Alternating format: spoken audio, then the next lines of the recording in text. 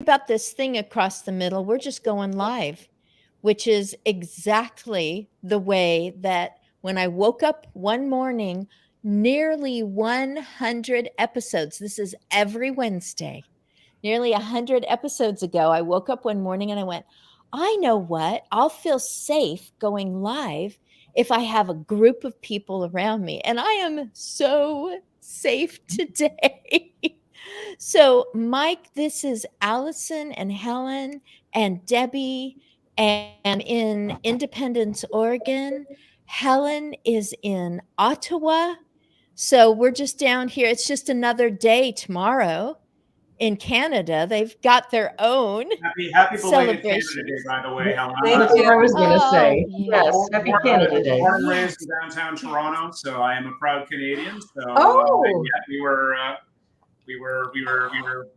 What I said to everybody yesterday is that what Canadians do on Canada Day, if they're expats, is they quietly send a polite note to other expats they know and say Happy Canada Day, and that's just fine. Mm-hmm. I was in Canada for 3 years, and I told my people that were also expats, Happy Canada Day. Hey, let's take it. It's a holiday. Yeah. It was on Monday, Christine and Allison, if you didn't know. Oh, gosh. Yeah, I'm so sorry. Yeah, I've been down here too long. Monday. Oh, wow. Allison, where are you? So Debbie spent quite a while just outside of Toronto with her job, which she can talk about again, because I'm like, oh my goodness, they're telling all this great information and why they were where they were, and we haven't gone live yet. So Allison, can we hear you? Sure. Yes. Can you hear me okay? Yes. Oh my goodness. Okay. Because I was listening and watching things and I was like, oh no, I didn't give Allison a chance to check her mic as we were beginning. So I know what's going on, what just happened with Helen, what just happened with Debbie, all good news. I know that Mike was very recently being interviewed and he kept blowing me away with his knowledge of, oh yeah, that area of life and aging and caring and senior living and all this. And I'm like, oh, please come in. Allison, I'm just going to start with you because people like me, I shouldn't say who wouldn't want to age openly. And I'm afraid that in an average room full of people waiting to go into a movie or something, it's like, I don't want to age openly. That's something you're supposed to hide, or you don't want to talk about it until you've got like it's your 90th or your 100th birthday. And then everyone's like, congratulations. But for me, because I'm the aging enthusiast, I'm like, oh, I hope Allison can come. She wants to talk about aging openly or openly aging. Go for it. Allison, tell us about you. Thank you. Yeah. So I'm located in Durham, North Carolina, but I do my work, nationally. I can help whoever. But so I spent 20 years as an executive director in senior living, which afforded me an opportunity to see thousands of aging journeys, thousands of family dynamics.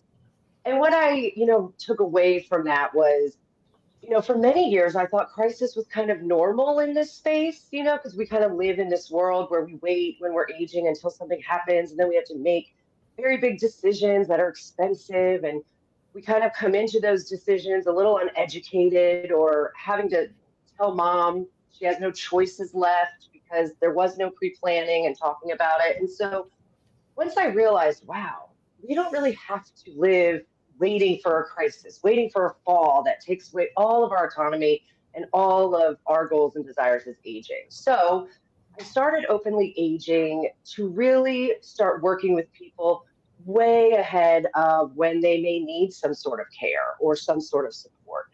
And even after 20 years of running assisted livings, memory cares, independent livings, I also think there's a great opportunity for us to avoid higher level of care.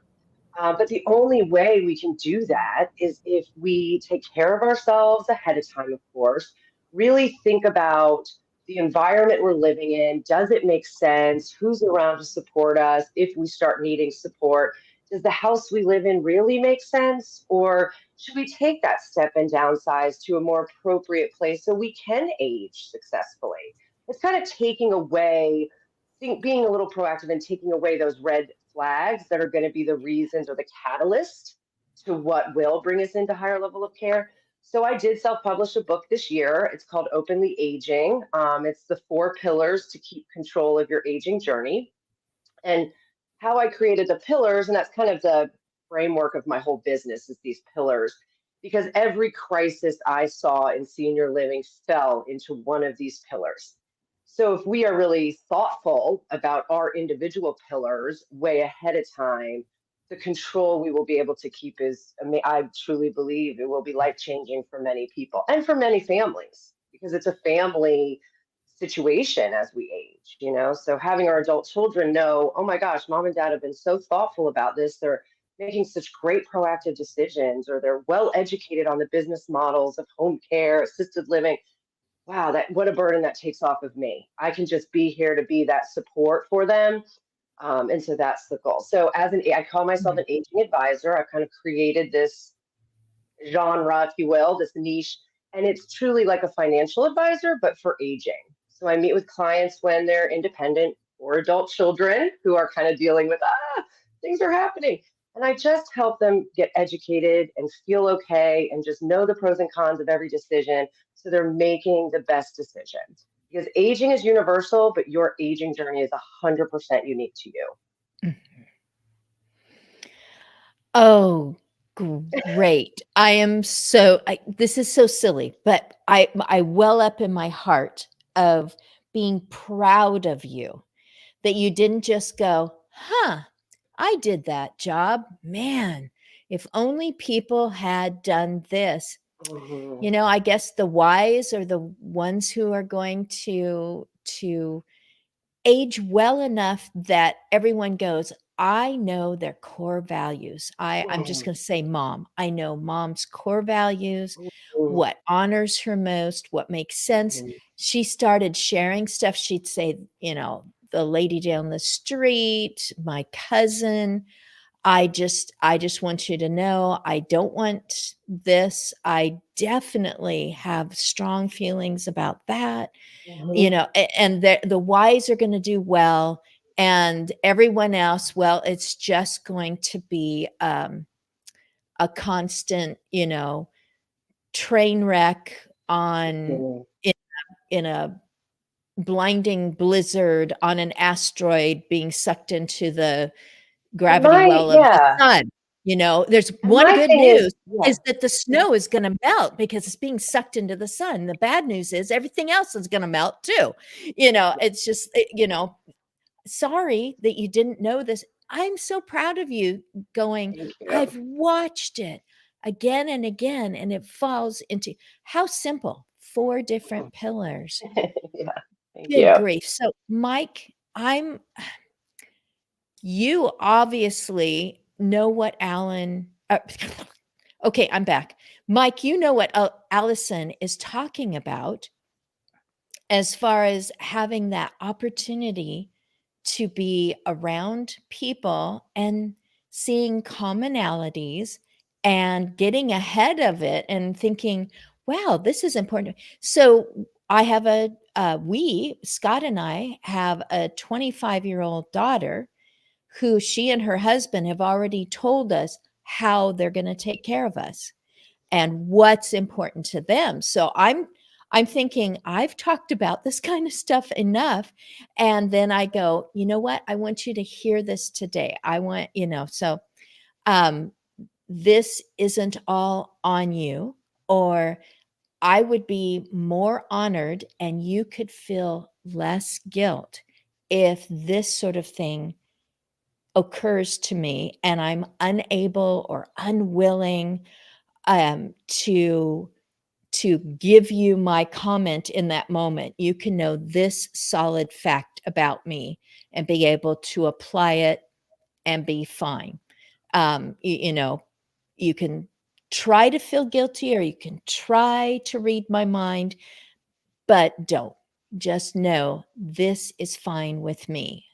in generalities at the very least. So, Mike, what do you think of when you're listening to Allison It's talking about incredibly what self-aware she's of your doing? daughter to do this. I mean, I think that this is an extremely strong minority of folks. Maybe it's just because of your good works and positive influence that you guys are having these conversations now, because it's usually the other way around, and I would say that it's relatively rare.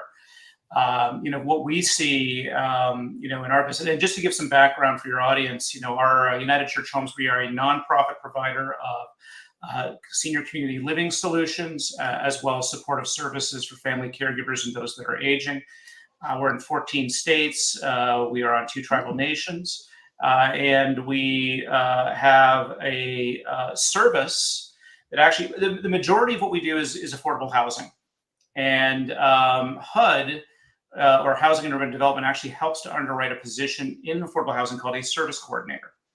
And that's been around for decades. And that's before the term social determinants of health was even conceived or whatever. It's someone to be available to residents to help kind of evaluate their needs and connect them with resources, many of which are just kind of off the grid. So local community resources. But above all, they are good listeners. And I know, Allison, that's probably your situation. It's caregiving is common, but also incredibly unique. And so we have seen collectively with our service coordinators, as we call them now, Navigides. We've seen people go through issues in aging hundreds and hundreds and thousands of times. And so being available with that service to help people that may be going through it for the first time is incredibly valuable. But it starts with listening. It starts with really just listening and being sensitive to those particularities. And then, families just generally just need a good head start. So the significant opportunity that we're seeing is with that type of service. We recently announced a joint venture with a managed care payer called CareSource that has a state Medicaid contract, so state waiver programs and things of that sort. Naviguide and is an employer benefit now. So the employees, we've certainly helped people that said, I'm going to quit. I need to quit my job and just really dive in because I don't know the first thing about getting my parent onto Social Security disability or getting them into Medicaid or signing them up for a waiver program or finding home health or just finding a good maintenance person to install a grab bar. And then, oh my God, where do you put the grab bar? So we are proficient at that. And it is a direct-to-consumer service if people are interested in coming to us for that, either for a one-time or a month-by-month service. But it is this plug-in for, you're going to see more and more of that skill set in managed care programs and employer benefit programs. Anybody that wants to have more information about Naviguide, we're nationwide in the United States, and we also do extend in some services into Canada. UCHNaviguide.org is the website, so please check it out. But we're just astounded by how effective just listening to people is. Calling up your parent, checking in on them once in a while, being that third party, that neutral Switzerland type actor in that relationship. Because as we started off with, families don't have these conversations, and we broker those conversations. And so when you're at need, again, that's most of the value is listening and organizing. Oh, of all the things that stayed with me, you said 2 tribal nations. Yes. And I thought that is a first for me to hear that there's a farther spread. I live in a small, I don't know, small population-wise county, Polk County in Oregon. And there's a whole tribal nation, and we've actually driven onto that property, and I see the representation in the local news, which, I mean, we're just a small population area, so local news is once a week. That's our paper, is once a week, and I just wondered, there's got to be more going on there, but is there enough communication? Is there, is it that somebody makes a decision going, the majority of the people in this county, would they be interested in the news of this tribal nation? And that thought has occurred to me as I've read through our paper. And you're like, and 2 tribal nations, and I'm like, Yeah, whew. and I think it's important to recognize that, aging, there are commonalities in aging, but all healthcare is local and all social work is local. And and the dynamisms that you find just from place to place, whether you're in Eugene, Oregon, or Kalamazoo, Michigan, or what have you, yes, we have these commonalities around functional decline, around cognitive decline, and we don't have clinical care pathways like you do when you have, I don't know, thyroid cancer, God forbid. If I'm a person of a certain age, a certain weight, a certain condition, there are medical databases that you can go into and say, oh, try this chemo first or try this drug first. Chemo. That's not what's happening with what we call social determinants. You've got a functional state, you've got a clinical state, you've got a financial state, you've got a relational state, you've got a mental state, you've got a motivational state. You've got all of those different factors. And what we need to do to effectively support someone is really figure out which one over indexes. I mean, what we like to say is that nobody takes their medication because they like how it tastes. Okay, what is that underlying motivational factor that we need to really just get to? Because, again, I here I am in my early 50s, not having the privilege of knowing a lived experience in my 70s and 80s and 90s, but I know enough to know that these are normal people with normal daily lives, with normal ambitions, with normal, friends, families, hobbies, whatever it might be. They just have these doggone things getting in the way when their body disappoints themselves, when their mind disappoints themselves. And, they're not alone. We have seen people go through this hundreds and hundreds of times before, although we don't know their personal lived experience. There needs to be these actors in people's lives that are able to at least make some sense out of that chaos. Wow. Debbie or Helen, either of you, when he's talking about those states, is that something both of you have TED Talks or books or both, just going on? I'll just say, whoever wants to say something from here on out, I get to just sit in and stay hydrated and listen to all that you offer, because people, if they come on this show to say aging, it stinks, boy, I just wish that somebody would take care of, or if they've come on to complain, I'm sure there's another show or a clubhouse that they can get on to complain. But all of you offer real, tangible solutions and enrichments, because it's already been said, this is your life. You're a regular person, and the they eventually becomes the me as I'm continuing to live, and these doggone things are getting in the way of my living. And yes, age related or more pronounced as I continue with life, or it's happening to more of my friends. Maybe they aren't happening to me, but people I care about, it's happening to. And it just seems to be happening more and more, whatever the it is. So when he talked about these different states, I'm just going, oh, this guy's got a handle on it. And so do both of you. So you can unmute and just talk about it. I absolutely love what Allison and Mike were saying, and I agree with them totally. And I love the fact that Allison is saying openly age. Why try to hide it? We're not fooling anybody, and we're all going through it.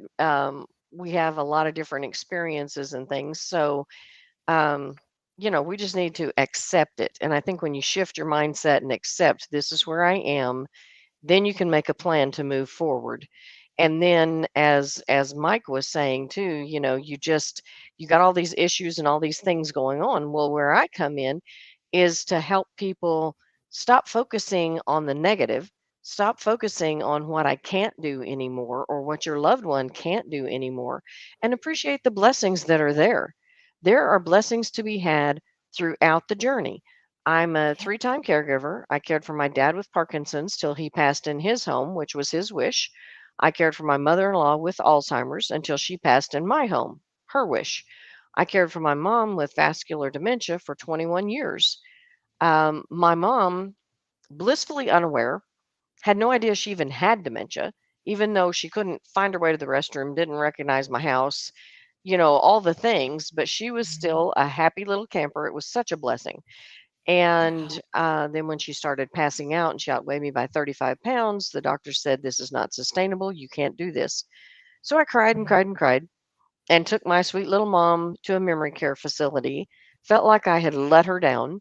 Like, I cared for the other two, and here I can't care for my sweet mother. So the guilt was just overwhelming. And I took her in. I had a room all set up ahead of time and everything with her favorite things and all the stuff. Took her in. She loved it. She had new friends. She had activities going on. She had things to do.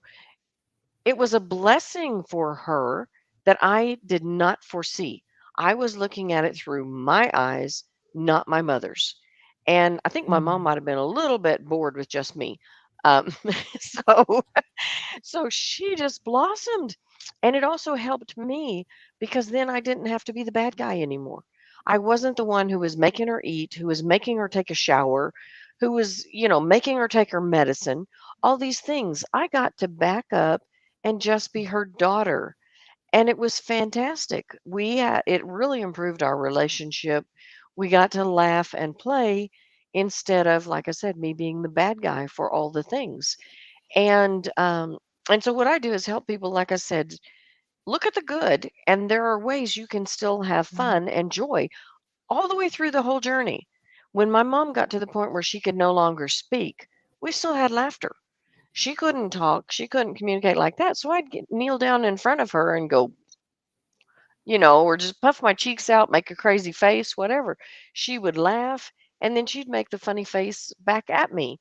And so we laughed and we had joy and we'd hug each other and just laugh. And I'd give her lots of, strawberry shakes and ice cream because that was her favorite. And who cares anymore?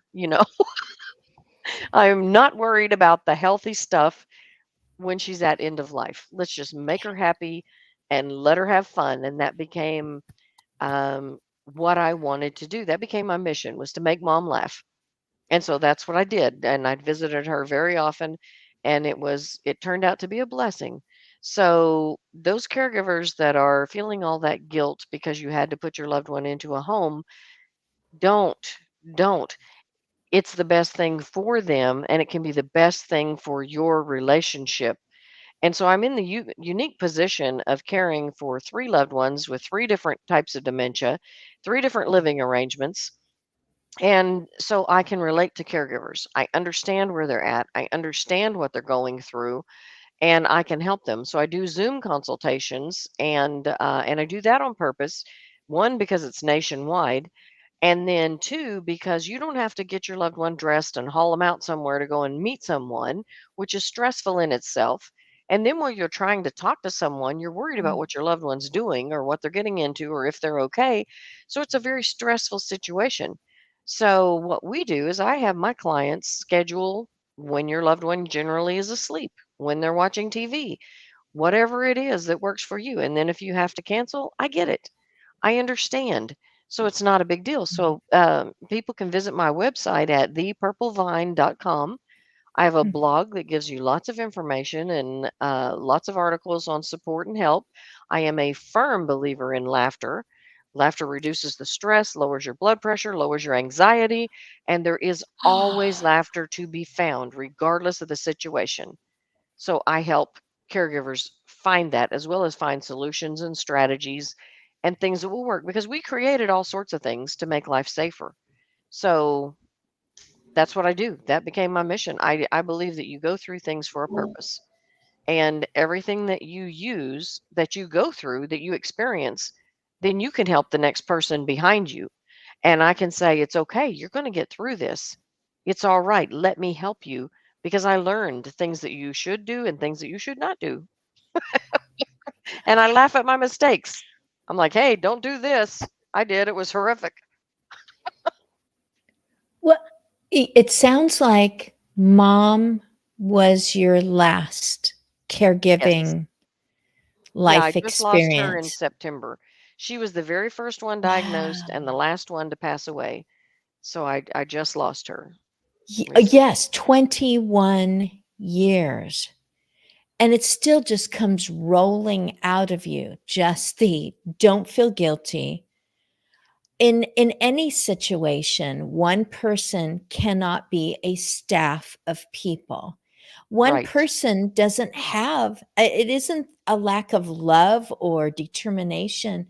You don't have the lived experience of these other people. It's crazy, crazy good how another person can walk into a situation and go, "Oh, this reminds me of my favorite uncle and what I used to do." And then you watch them interact with your loved one, and you're just like, "Are you magic?" It's like, "No, I paid attention and I'm just seeing the same characteristics here." And you're just like, "Oh, thank you. Thank you for showing me the way." Oh my gracious. Helen, thank you so much. I am so happy that we are not all in the same spot. That Allison, have you could just nod your head. Have you ever been to Canada? Mm-mm. Okay, so I've been I know. there I'll add it to my bucket twice. list. Yes, and so at this point my mother is 92. We are downsizing,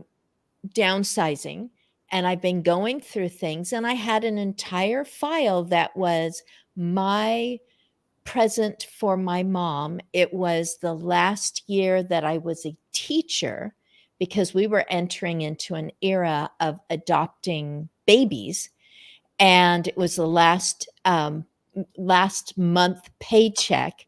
And I thought, Scott and I had such a wonderful time in Canada. So I took her up because we're in Oregon, so we're only just a little Washington away.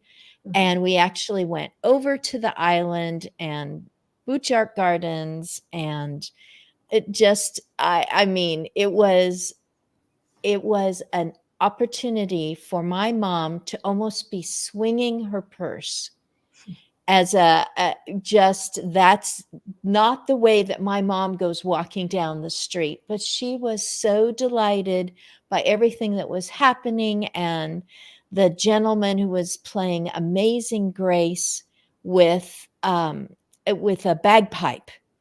And I'm like, "Would you like your picture taken with him?" And she's just posing like he's her best friend.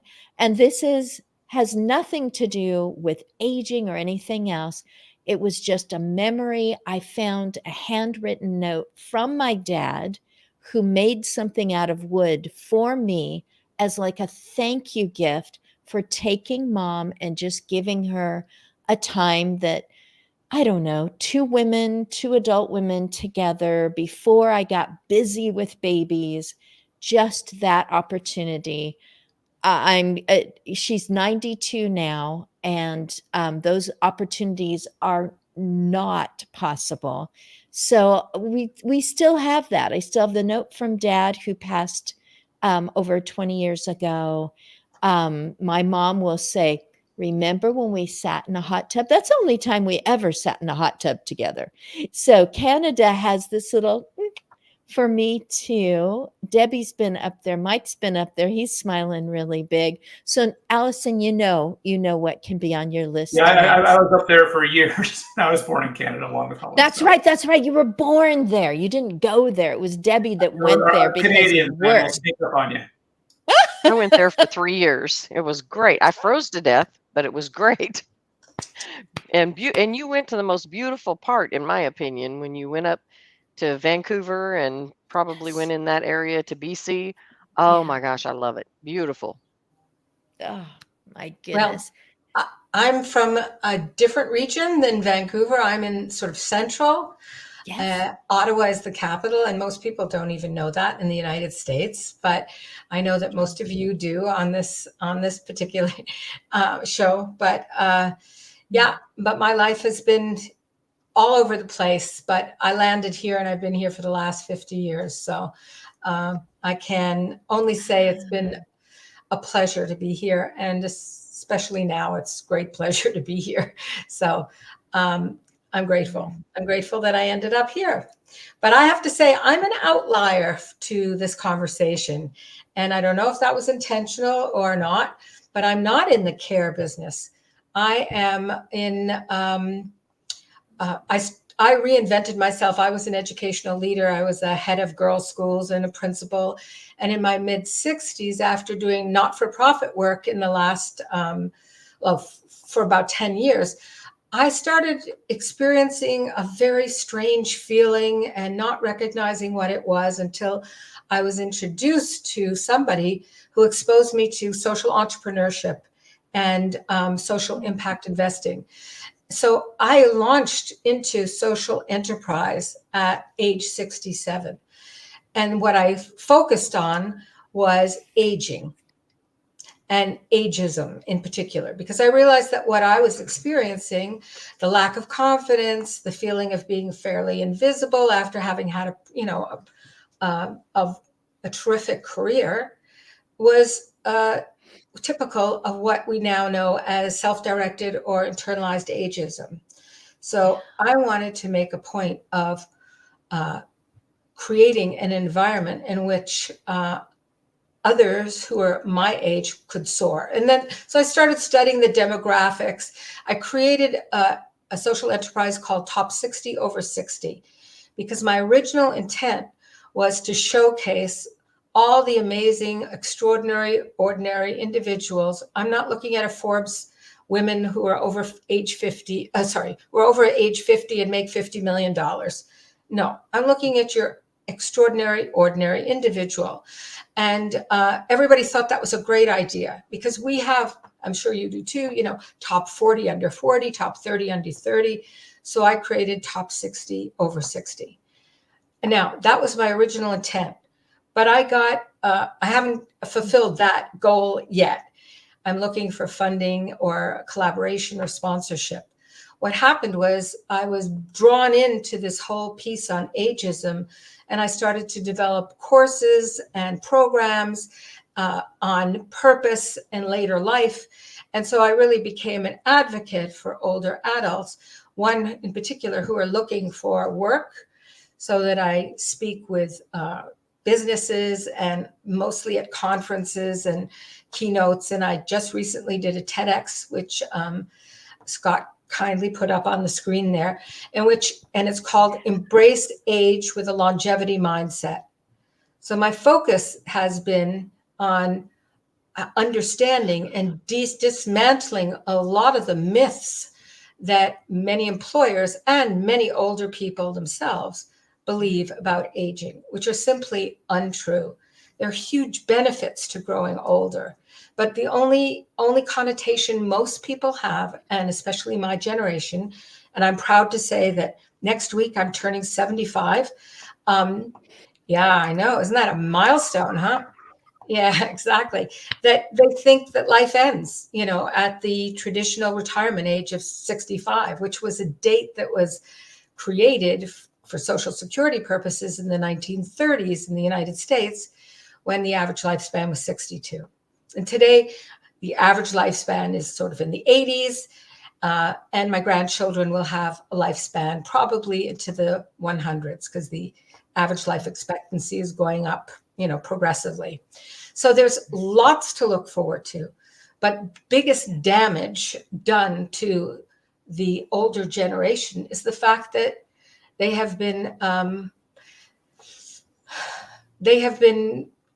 society has been so youth-centric that we have dismissed completely the value of older adults. I never use the word seniors because it has a negative connotation. So you'll never see anything I write. And I'm in the process of editing my book.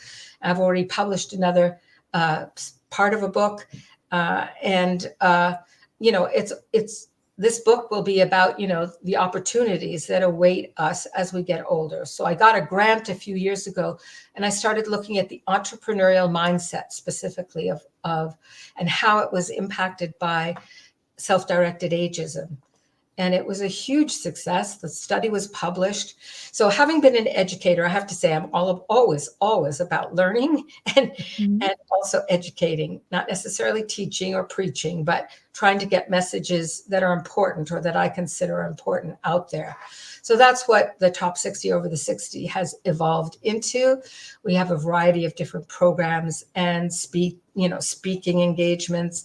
And we're a niche consultancy. I mean, I'm all about age diversity. People do not understand that diversity includes age and that age is intersectional. I can be gay and be older, and I can be Black or, Hindu. It doesn't matter. We're all aging, and that aging is a process that's natural, and we should stop trying to defy it. We should embrace it.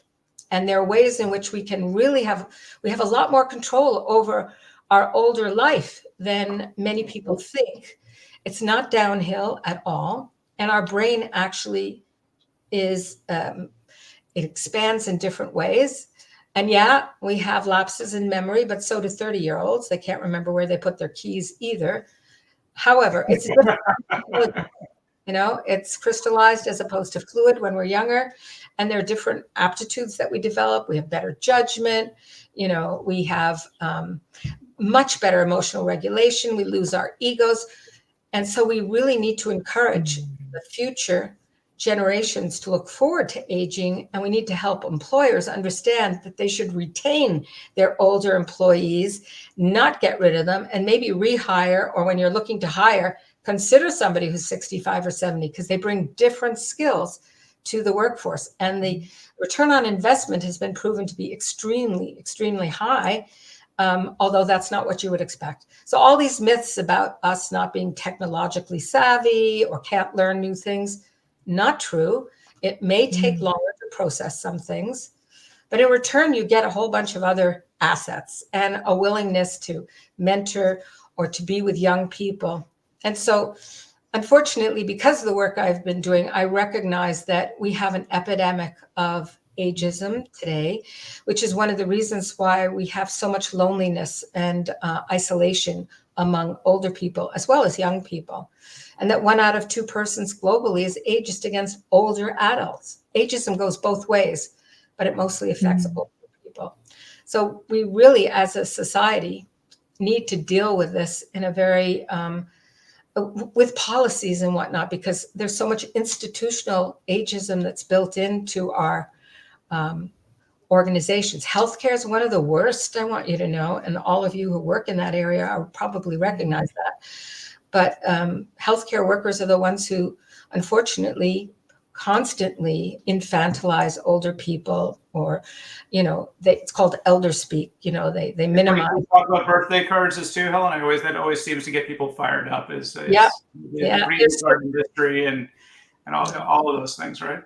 Absolutely. And then you look at, you want people to stay in the workforce, but you don't give them any insurance after age 65. Or, RBC wrote to me and told me that at age 75, they're not going to, I should re-examine what my policy says about my Visa card. And I thought, you guys need to get with the program, because the fastest growing demographic in the world is centenarians and those over the age of 85.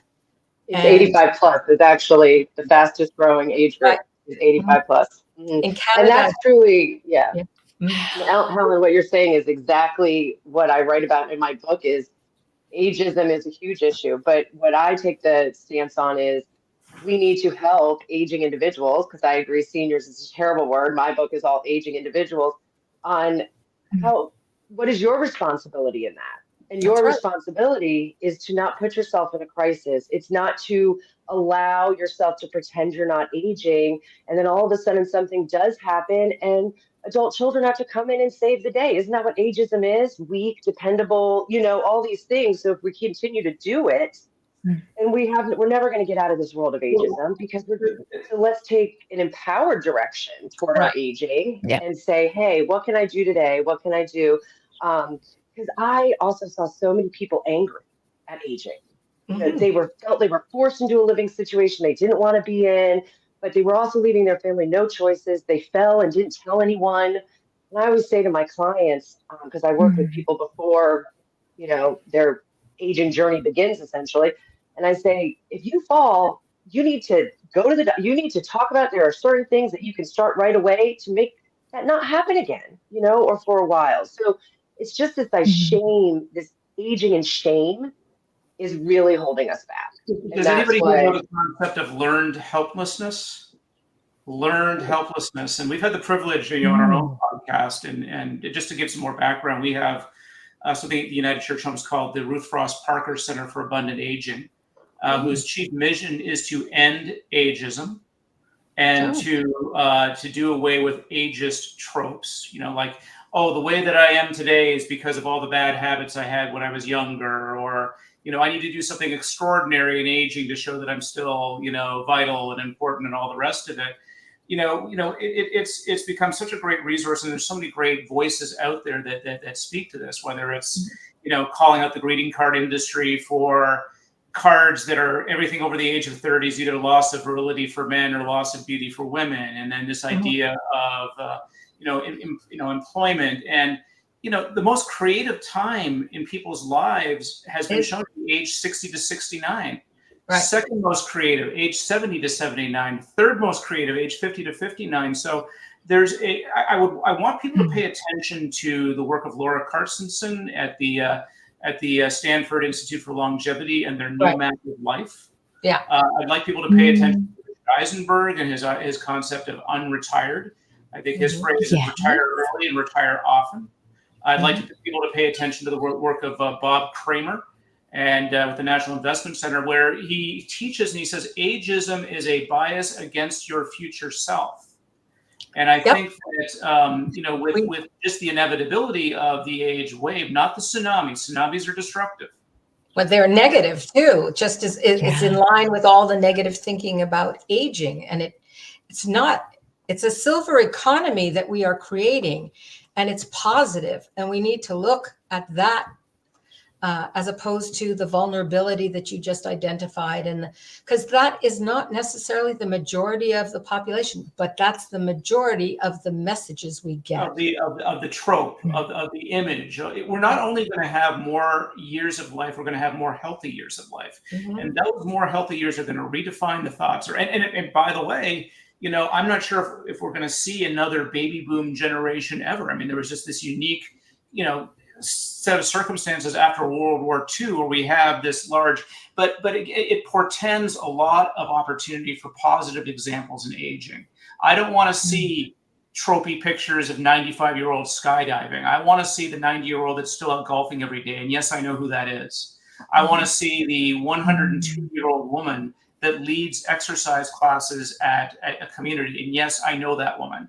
And it's not because she likes exercise. She is a physical education teacher, she is a physical education teacher. She has a sense of purpose. Right. And really, that's just the through line here. I mean, how do we enable that despite your body disappointing you? And that's why, that's why I think you're absolutely right too. The sense of purpose is critical in aging. And we need to not accept the people that say, oh, you're going to forget more and more things and all this kind of stuff, and just accept it, because there are things that we can do to strengthen our brain. And it's been proven that we can improve our memory. And so simple things just like changing a habit. If you brush your teeth with your right hand all the time, switch and brush your teeth with your left hand, and you're going to be surprised because your left hand doesn't really know what to do. It's not used to doing this. But when you do it, you're creating a new habit, but you're also growing your brain. And so you're increasing the growth. And that's there's just so many things that you can do. And that's what I talk with people too. You don't give up. Life is not over. You get a diagnosis of dementia. That doesn't mean that your life is over. There's plenty of life to be led. And there's a lot of bias against the word dementia as well. They hear someone has dementia, they write them off. Okay, you're done. And that's just not true.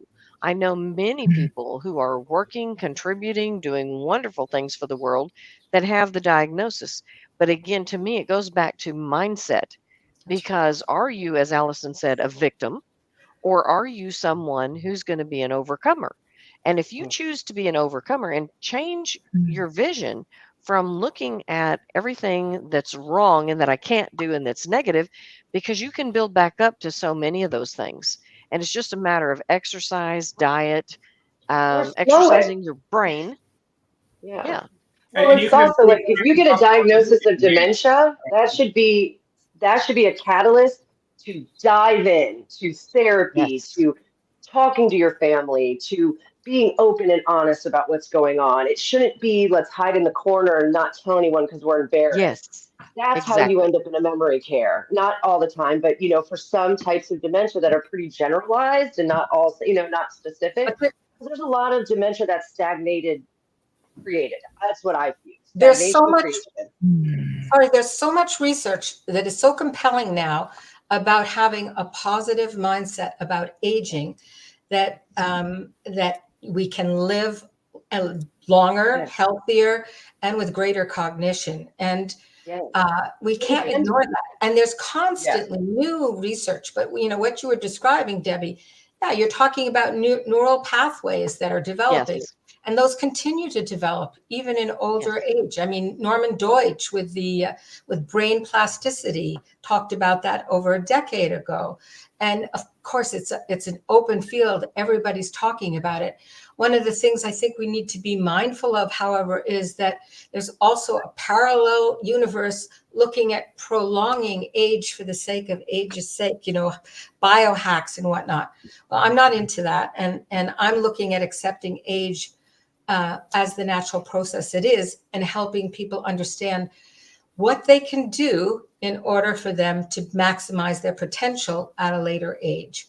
I just shifted from children when I was in high school principal to older adults, but it's the same process in terms of continuing growth, curiosity, experimentation, open-mindedness. All of these are characteristics of somebody who has potential to do a lot throughout their whole life.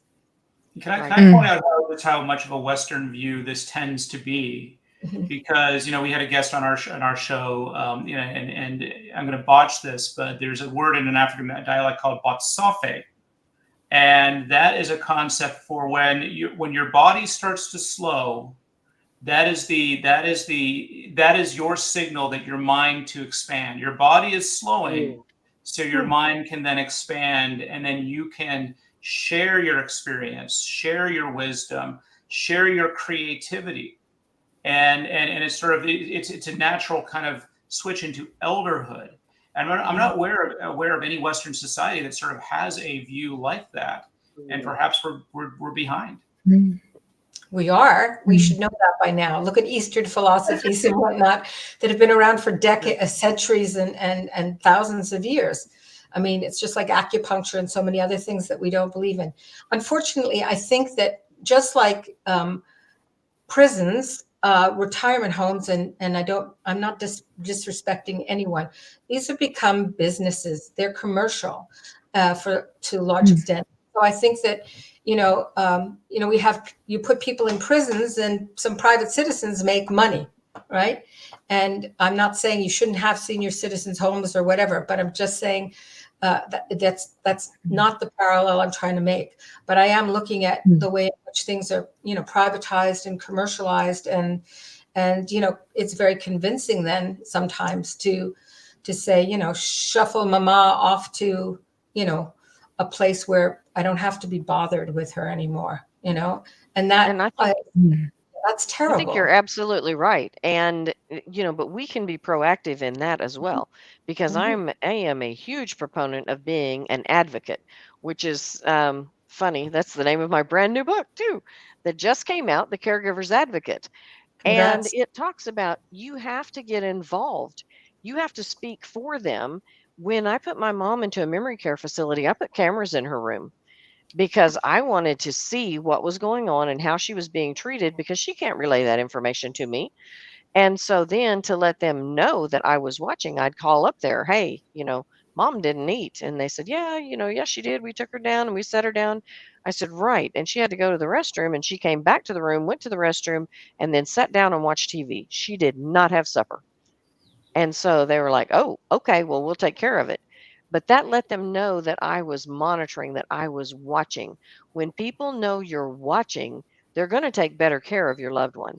And so, as a child with a parent there, be involved, speak up for them, visit at all different hours. Don't visit at the same time, Wednesday at 3 o'clock. Then they know you're coming at this time and things are going to be great at this time.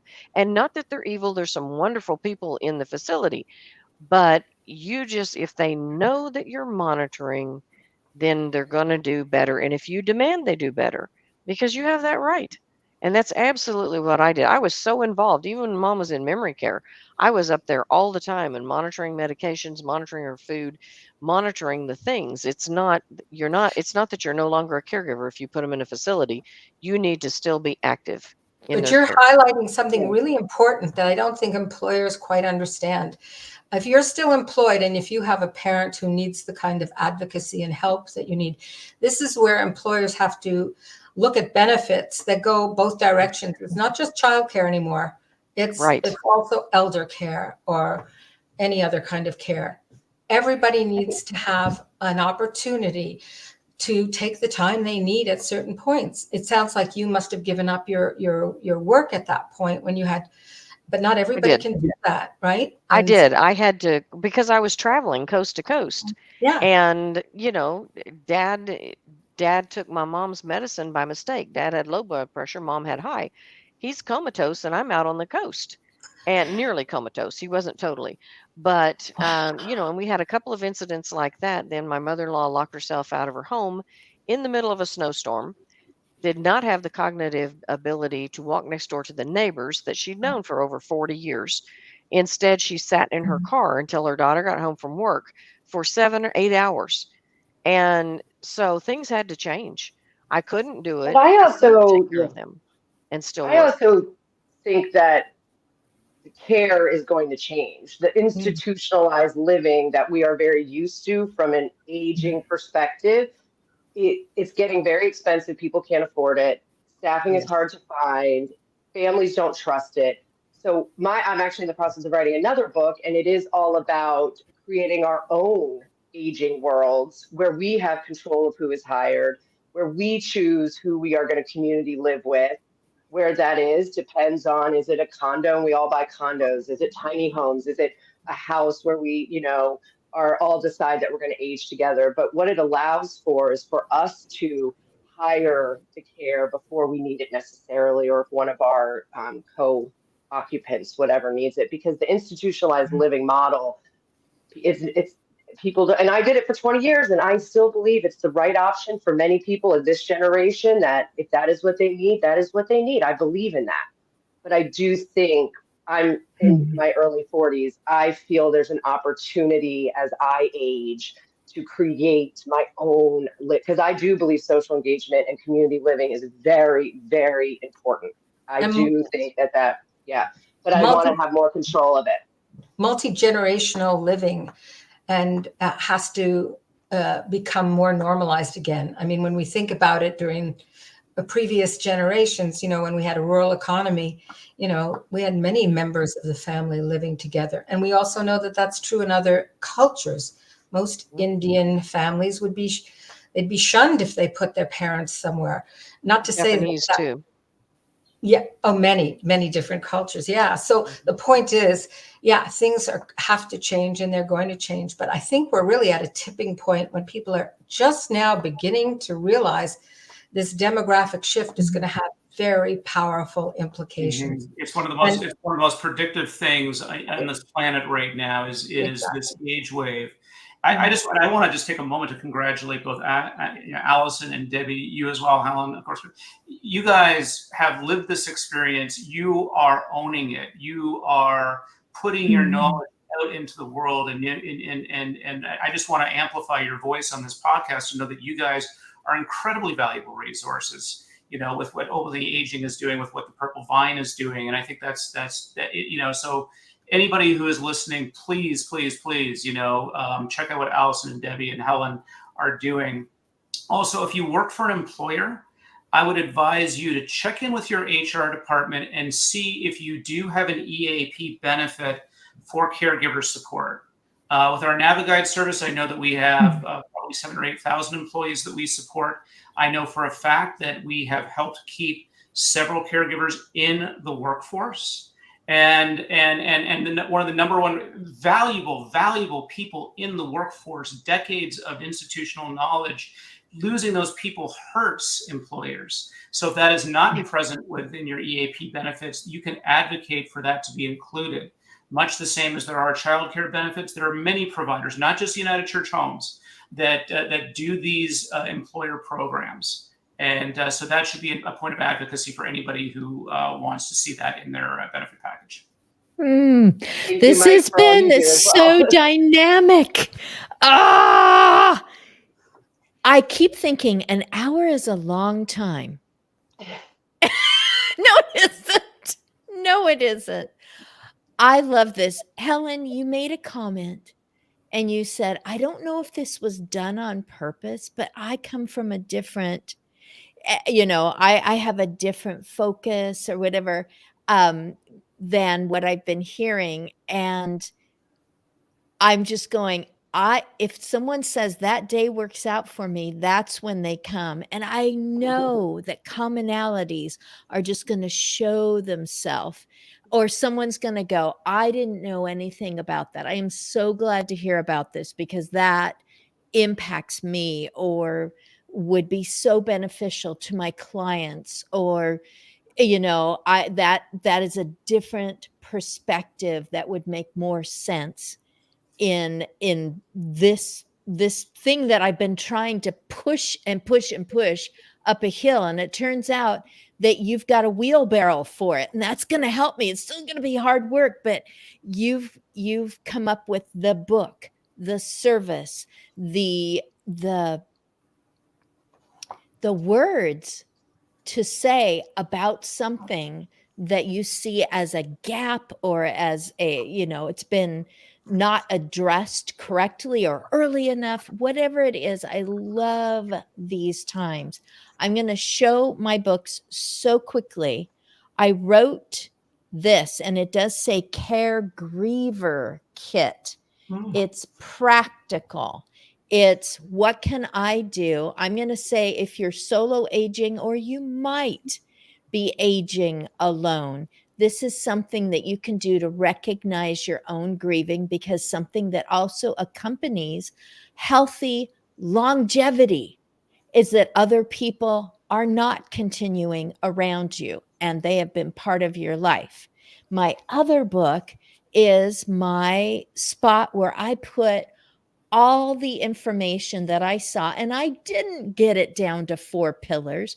I decided there's 52 weeks in a year. I wonder if there's 52 of these aspects of aging that I've been noticing, because I cared for people in their own homes. I was brought in so that they could continue to be where they were for a various number of reasons. So I got to see their support system, the other people that were part of their life. And I also got to hear what other people in their lives were saying. This is what we did right. And so I just put 52 different things a person could look at one of those aspects of aging and go, I do have an opinion about that. Oh, what do you know? She's got some prompts down here for communicate, document, and practice ahead of time. Oh, that didn't hurt as much as I thought. I thought aging was something to hide from, or ageism is something that I don't have, or I'm not guilty of, or has never been done to me. And just discovering more about aging in the most general terms, which aging is living. We are at the last minute. Mike, Allison, Debbie, Helen, thank you so much. I'm so grateful to my husband, D. Scott Smith, motivational listener, who has been putting those different things on the screen. People can find this replay and hear what did he say? Who should I go to? What link should I be looking at? And on my website is agingbeternetwork.com. And you can always find this. It will be under today's date, which is the 3rd of July. I am so grateful. We got to talk about Canada. We got to talk about caring. We got to talk about, isn't that great that some people are doing this right? But wouldn't it be great if more people were getting ahead of difficulties or just a lack of information? Just inform me. Oh my goodness, thank you for the tools. I can do my job, the business. I can perform my position, my I say the business of my own aging. I can perform my position much better now that I've got some training, now that I've got some backing, now that I've got a narrative around what it is that didn't seem quite right to me, but now I've got enough understanding that I know what I need to speak to an elder law attorney, what I need to say about ageism to myself and my own mindset, what I need to know so that the person that I care about, who's maybe not a relative, but they can have a living situation that is safe, that is homey, that is not too expensive and out of their reach. I know these people, and I'm going to age more openly and take on nudge my trajectory just a little bit so that I can keep up with all these people who are getting really well informed about dementia or changing and starting a new entrepreneurial venture at age 67. Whatever it is, you've got friends, you've got people right here that are experienced and experts. They've got credentials, they've got books, they've got stories that make it make sense. I'm just so grateful for all of you today. Thank you so much. Thank you for the opportunity. For having us. Thank you so much. You betcha. Oh, you were all